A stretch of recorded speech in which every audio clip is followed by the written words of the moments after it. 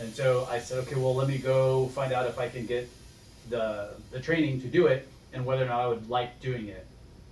Because one of the reasons why I'd always referred out endo out of dental school was it was stressful. I didn't enjoy it. It took too long. I wasn't confident. And when it was all over with, I didn't feel like it was worth it. I would have rather done the crown or fillings because you spend so much time and energy doing something and then you don't even like the process of it. It's like, well, I'm not going to do that. So I knew, can I learn it to a point where I can do it well, enjoy doing it, do it profitably, and if so, then it's something I'm interested in doing. And so that's why I started looking at different ways that I could learn, either through Buchanan or different online options and hands-on things, and found your course, and so called you up. But the flyer talked about doing, I think it mentioned laser-assisted microendodontics or something like that, and I didn't have a laser. Right. And so I called or emailed one of the two specifically wanting to know, like, does your technique or protocol or whatever require you to have a laser? Because I didn't want to buy a laser. Like, I'd already had these other two tools, and so I was like, people are doing endo without lasers. Can I do it without laser? And decided to go to the hands-on course and didn't buy a laser and started doing molar endo with the common endo files and the protocol that you have.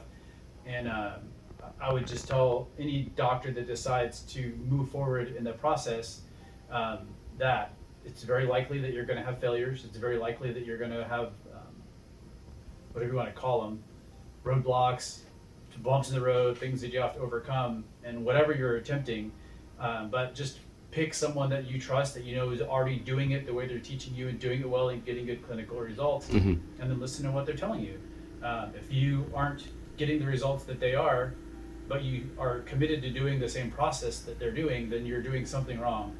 Be open-minded, listen, and try to replicate that process as good as you can, and you will more than likely get the same clinical results that they are if you're committed to the process. And so if you're exploring doing molar endo or more complicated laser surgeries or microsurgeries, just know it's going to be challenging, and you have to be committed to following the process through, because like most things, if you just give it a half-hearted attempt, then you might have success, but more than likely you'll bump into struggles, and then you'll just be like, I just can't do it. And know that if that's the energy that you bring into the process, it's probably going to be a frustrating process and not have a good end to the story.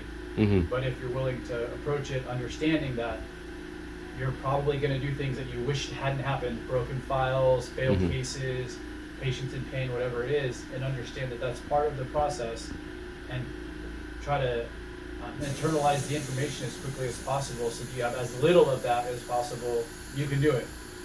But be committed to it, and just know going into it, it's going to be hard. I'm going to be committed. When I hit the roadblock, we're going to push through it. We're going to figure it out, and just be committed to seeing it all the way through. If you just say, "Oh, I'll just try it and see how it goes," you may not get a great result. You may get frustrated, and you may end up not doing molar endo or any endos because you just weren't really as committed to the process as you probably should have been going into it. Got it. That's what I would say. So, go ahead. And I definitely, like, early on did. I had 2 cases where I broke files and called, and what am I doing wrong? This just, I can't do this, and it would have been very easy for me to quit because, whatever it was, 17 years out of dental school at that point, not doing molar endo, like, I don't need to do this. Right. I'm doing fine without it financially, like, I'm like, why am I doing this? But I wanted to do it. Like, I wanted to be good at it because I thought I could be good at it. And so I was committed to continuing to try to move forward and learn and get over those roadblocks. Right. But it was certainly tempting to just be like, yeah, I tried it, didn't work, move on. That's exactly where I was afraid you were going to quit. Right. Truly, that was where I said, oh man, if we don't do anything else, he's gonna quit. And I'm glad you didn't, because you're way further than that. Yeah, I mean, you don't want to know that your patients have access to specialists that are going to do something better than you can do, and then continue to try to keep that treatment in your office. Like, that's not good for the patient. Right. And so if you say, yeah, I can do that root canal, and you haven't done very many of those root canals, like, there's a moment of like, I hope I can do that root canal, and then if you hope you do it and then it doesn't work out right, you get too many of those failures, and you shouldn't be doing molar endo. Right. But then if you're consistently breaking files and having bad results, like, stop, refer out, or get the training so that you stop doing that. Like, But the reality is, the specialists also break files. correct. And Yeah. the specialists also one day came out of school, and it was their first true endo out of endo school, right? Yeah. So it's not because it's GP or specialist. It's about, like you said, competency, right? And competency, unfortunately, requires practice and failure, you can't which buy experience. you cannot buy. Exactly, it doesn't come from Amazon. Right. Yep. Maybe one day it will. I think so. But all in all, it comes back to applying what you learn, right? Yes. So here's my question to you: is if 100% was applying everything you learn, and I'm just talking about level 1 for now.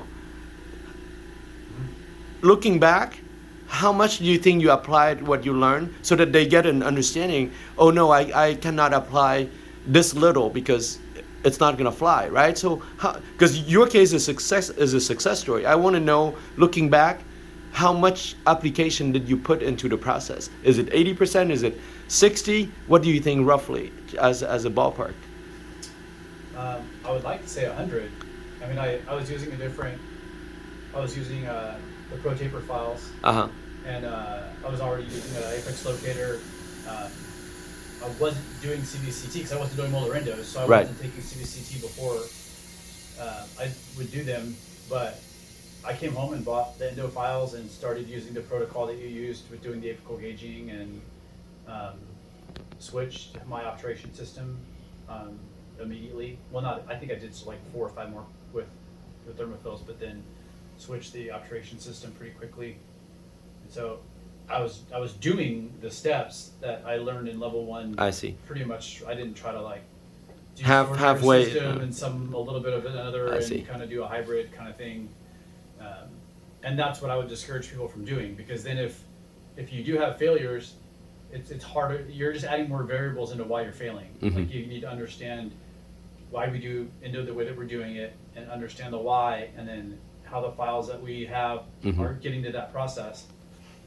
And if you decide to do a little bit of this and a little bit of that and a little bit of this system, then if things don't work out right, well, was it because of what you learned in Right. level 1, or was it because you're not using those files correctly, or do the flares not work correctly together, and that's why you're having errors? So it just creates a harder time for you to troubleshoot what am I doing wrong. Right. So no, I feel like I implemented just about everything you said in level 1. And that's what I thought, because it's there's a saying that says there's no learning without application, and in your case it's full strength application, if we can call it that way. And that's probably one main reason of your success is you went back and applied what you learned. Sure. Since you mentioned about the files, let's make sure the people who are listening that they don't think there is only one file system that's going to get them successful. Right. The course it's teaches the process. it's You not need to it's not understand why you're doing what you're doing, how you're doing it. So you just need to know, like, whatever file system you're using, how it's designed to work, that Mhm. you're doing it correctly, and that you're getting the clinical result that file That's right. system is expecting you to get, because you understand, why am I doing them in this sequence? What is each file doing?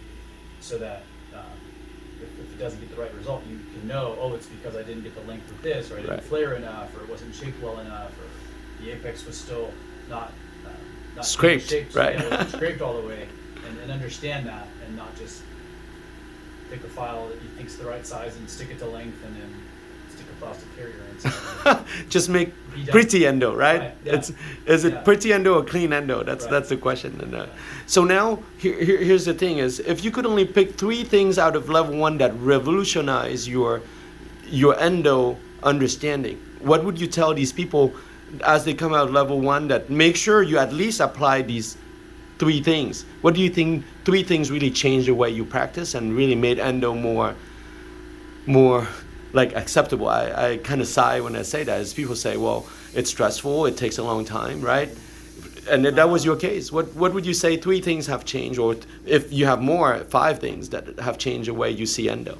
I definitely was not putting large rotary files in the canal until I'd already gotten to length, and so I was spending a lot of time hand filing to get to working length, and was thinking that most of my obstructions were in the apical part of the root of the tooth, and so I would be worried I was getting debris, that I was going to ledge, that I wasn't navigating the canal well because of how tight it must have been, and understand now that like I need to flare the coronal portion of the root way bigger than what I had thought before I even start to stick any kind of a file in to try to get to working length. And that definitely sped up my whole treatment process because I'm not spending nearly as much time with hand files trying to get to length because I'm letting the rotary files open up the canal so that I can get the apical part measured quickly as opposed to just fighting. And I wasn't even fighting what I thought it was. Like I thought I was fighting at the tip. And I was That's fighting right. High. So that moved things along a lot quicker. And then for me, which may or may not apply for the other people that are watching, is just I already had a CVCT, and just being able to diagnose and read those correctly made the guesswork of what I was getting into like pretty much obsolete. Like I knew if I had joining canals or if I had a really significant curvature, or if it was a curvature that I even needed to be worried about or not, Right. as opposed to looking at a PA and just kind of crossing your fingers and hoping like, man, I hope this goes good. So you had better intel. Yeah, better intel with the CVCT. Those are probably the two Okay. biggest ones. Okay. for sure. Regarding apical gauging, did you know apical gauging before you came to level 1? Did you use it? Did it make a difference in your doing endo afterwards? I think I understand apical gauging, but not to the same extent on the way that you teach it and the way that I understand it now. You know, because I was using the Pro Taper system, and so, you know, what I'm thinking is apical gauging by assessing like how many times it's taking me to get to length with the F1 file, the F2 file, the F3 file, and in my head I'm thinking that most of the binding is occurring at the apical part of the root of the tooth, which is probably not true, but that's in my head what I was thinking I was doing with each of those files. And I know that I probably wasn't cleaning the apical third as well as I thought I was with those files, because I was still stopping typically with like an F1 or F2 file, so Right. 25, 30 tip at the most. Right. And I know that just from the literature, that's typically not a wide enough cleaning of the apical part to consistently be cleaning that tooth well. Got it. You know, I probably cleaned some of them well, but certainly not some of the molars and whatnot that I was doing. Got it. So stress-wise and happiness-wise, are you enjoying endo more now? Yeah. Molar endo. Yeah. Okay. It's still challenging, but it doesn't stress me out to the same extent that, well, it's kind of hard to compare because I wasn't doing more.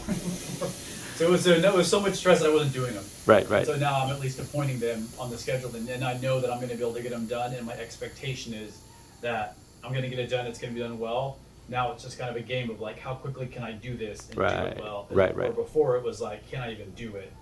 And most of the time I was referring them out because it wasn't fun, it wasn't profitable, it was Right. super stressful, and it was like, why put myself through all of that? Right. And I didn't enjoy any of the process. So besides enjoyment, is it profitable the way you're doing it now? Yeah. Excellent. Absolutely. Excellent. And yet There's no lab fee when you're doing it. Gutta percha doesn't cost that much. Not as much as porcelain, yeah. That's funny. It's a smarter business decision in terms of overhead. And yet we know there's still room for improvement when it comes to time, right? Because Absolutely. you're still aiming for shorter times, Right. knowing that quality is there, Yeah. right? You're just having to shrink it down. And Correct. Yeah.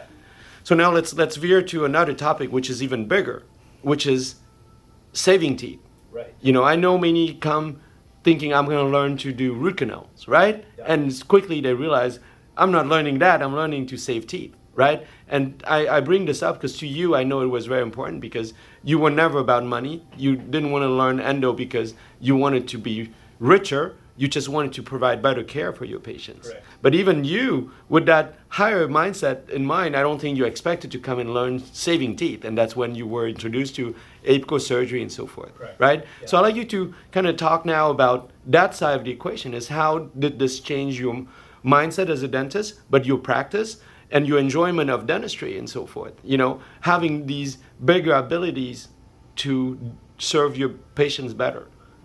I think just practicing. I mean, I graduated in 04, so I've been, doing dentistry for whatever that is, 17, 18 years. And I know that implants here have come a long way and they're a great restorative option for people.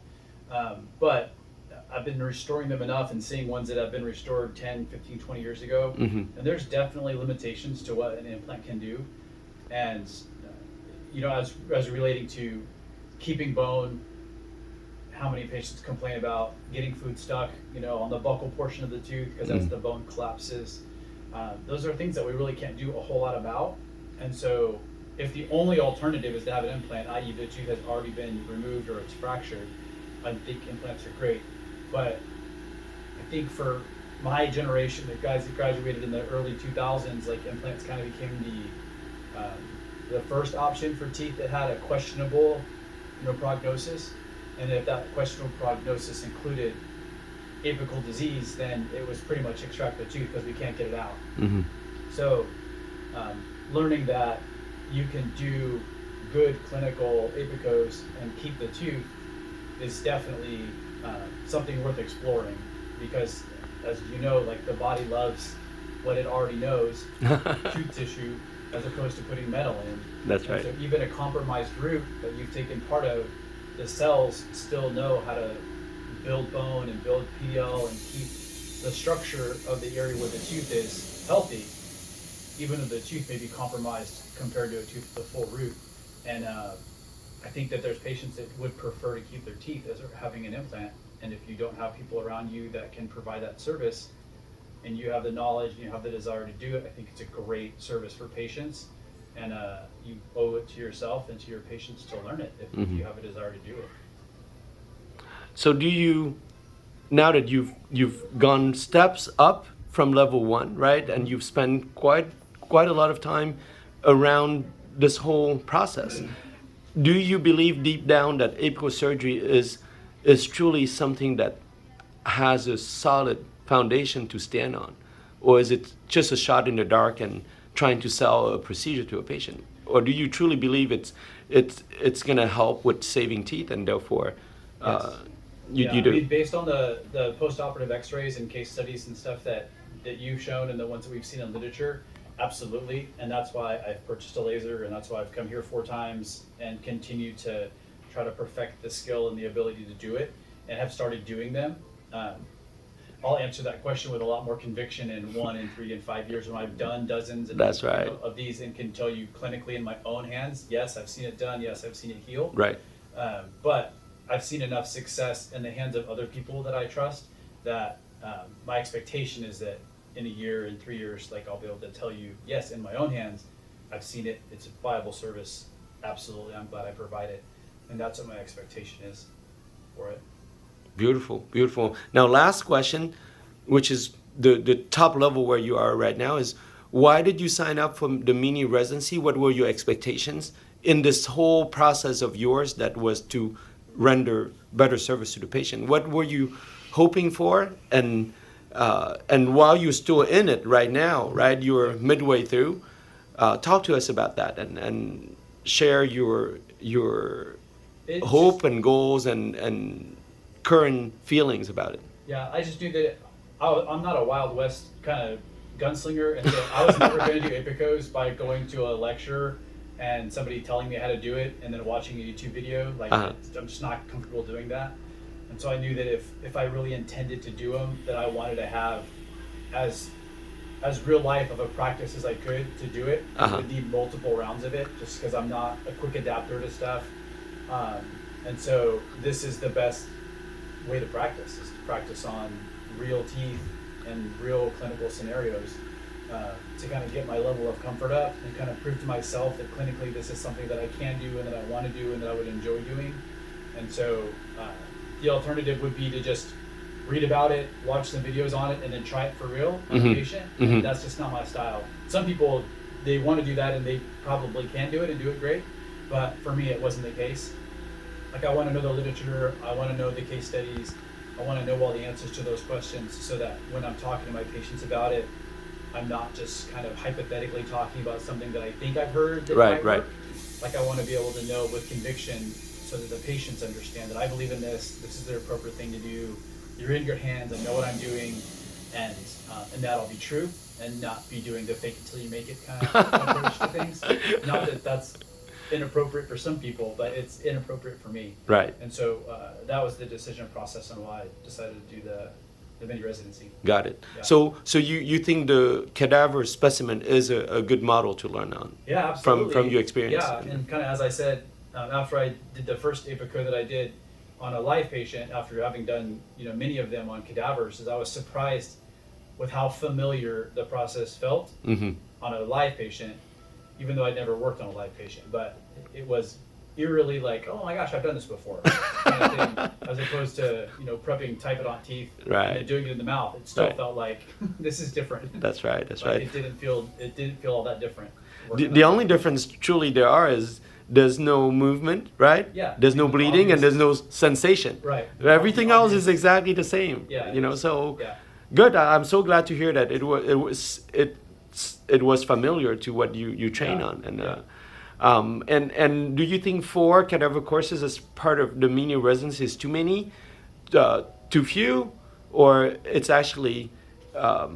It feels just about right. I mean, for some people it might feel like it's too few, and for some it may feel like it's too much. I think it just depends on, again, like how aggressive people want to be. Because certainly after one course, if you spend 2.5, 3 days and you do a lot of APICOs, you may feel ready to go do it. And if you have the patience and you do it, you could start doing them immediately afterwards. I didn't. It wasn't until I completed my third round between my third and fourth one. The first time I didn't do any APICOs. The first time I came, I just did endo. That's right. And then the second one, I did some anterior APICOs. And then the third one, I did a couple posteriors.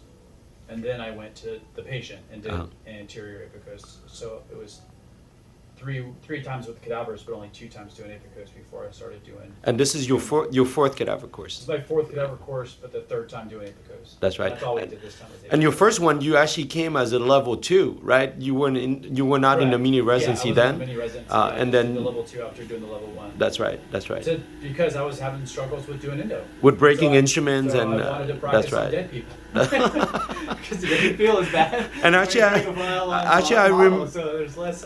I remember this, and it was very well said. And you were frustrated when you said this. You said, "Win, I don't want to use live ammo on my real patients." That's right. And that's when we said, "Let's do the cadaver course," because and apparently it was helpful to fire live ammo not on real patients. Yeah, And, I haven't broken any files, knock on wood. That's right. After coming in doing the first level 2 where I beautiful. just did endo. Beautiful. On cases. Beautiful. It's a great way to practice. It's better than even on extracted teeth. For sure. Excellent. Now, meeting every week as part of mini residency, do you think that's helpful? That's and if helpful, why? Because there are 3 other people with you and then me, right? We are 5 people meeting every week. Why is it helpful in this process again of aiming higher for service? Part of it is because of the literature. So you're getting the clinical kind of expertise and understanding about why root canals fail, what the success rates are of doing retreats, apical surgery. So you get the science behind it. If that's important to you, and to me it was. I wanted to know why I'm saying what I'm saying to my patients. And then, like in anything, when you have people of a similar mindset that are all working towards the same goal, it's going to keep you motivated.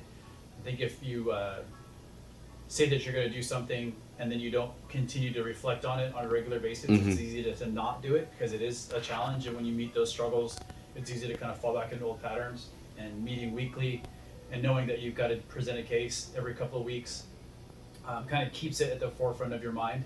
So if you're committed to it, you're continuing to look for root canals, you're continuing to look for APICOs, and it's keeping it at the forefront of your mind. Makes sense. And so you're more likely to have success when you're consistently relooking at material, and that's what the weekly residency does. It kind of keeps it in front of you. You're continuing to read the literature. You're looking for cases. You're knowing you're going to present cases. So, it should make you want to do the very best that you can. When I designed it, I saw these weeks almost like stops where you can ask questions about the week before that elapsed, right? And where you had patients, maybe successes but failures, and so is that a goal that was reached for you? Where having these weekly meetings allow you to really raise your hand, say, "Hey, Win." Yeah, absolutely. Excellent. And even being able to do it in between the weeks, to know that you can reach out to the other residents and reach out to you. I got a case coming up. It's not my turn to present. Like, what do you think about this? Or I did this case and I had a struggle with this, or this was my outcome. Like, what do you think? This is very beneficial. That's the good thing about your group is there's text messaging all week long now. It's like, I just finished this case, and everybody's talking, right? And that shows how your group is very, very much into learning. If you enjoy group and camaraderie, like, which I do, it definitely feels like you're a part of something other than just practicing by yourself. And so celebrating wins and working through struggles is fun to do with other people. And so Beautiful. That's part of what our group, that I like about our group. Beautiful. Remember, commandos come in groups of 5, 4, right? It's never a big group. It's a group where there's camaraderie and bonding. And if you're a Lone Ranger, maybe it would be irritating. But I'm not a Lone Ranger, so if you want to learn sniping, maybe this is not your thing because right. If you want your failures to not be known, then maybe this isn't the right place. And then last question about the laser is, back then when we started out, you said you didn't want a laser. Now that you look back, having a laser, having worked with it, what's your feeling about it? And just so everyone understands, we have no connection with the laser company and earning no commission whatsoever. But for your purpose, for your patients, what's your feeling now looking back at using this laser? Well, because I don't like surgery, I wouldn't be doing this if I didn't have a laser. Because there's so much more precision with it. Yes, it's slower. Yes, there's probably plenty of reasons why people that love surgery and oral surgeons and whatnot think it's a waste of time, because I can get the same result and so much faster using scalpels and burrs and things like that. I would have not been interested in doing that at all. Whereas with the laser, it's very precise. There's way less bleeding, and you can do more with it than just apical surgeries. So all the periodontal benefits of trying to get reattachment on perio pocketing and things like that. There's other adjunct treatments that you can do with the laser besides just doing apical surgery. You can use it as part of the cleaning and shaping process with endos. So no regrets? No regrets? No buyer's remorse? No.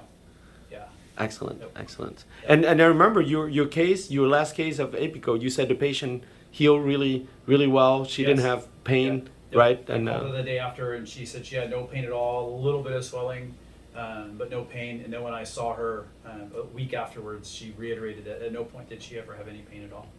Beautiful. I'm very proud of you, and I'm not saying it because we're on camera. I have a lot of respect for the fact you didn't quit, and the fact that you're all about quality and you prepare, and that you put your patients first. We don't find that every day. That's the thing, and that's why I'm honored that you are doing this with me. Yeah. And I see your results are just going up and up and up. So can't wait for your next apico, and I know you worked hard this weekend. A couple of days. Yeah. And then maybe this is a message for everyone that's listening to this story. Know that Cory always came with 2 assistants, and that's why he's also successful. Is because he has good help, and it's not easy to find good help. So, but yet he's back. This is his 4th time, and it's the same assistants, and they're as adamant about learning as Cory is. So there's no secret. This is a team effort. We don't need a huge team, but we need a great team, like Cory mentioned earlier, camaraderie, bonding, and precision, repetition, and above all, learning and knowledge is key. And and I really enjoy Kayla and Lisa. Of course they're great. It would be as fun of a journey without them, that's for sure. That's right. So thanks for taking the time to do this, Cory. Oh, this is gonna help. I love it. Maybe one last word for the young guys. What would you tell them in closing? If you're interested in doing it, do it. You can do it. Excellent. It's rewarding, yeah. Don't sell yourself short. Aim, your patience. and shoot, right? Yeah, that's right. Aim and shoot. That's right. All right, thanks, Cory. All right, thank you.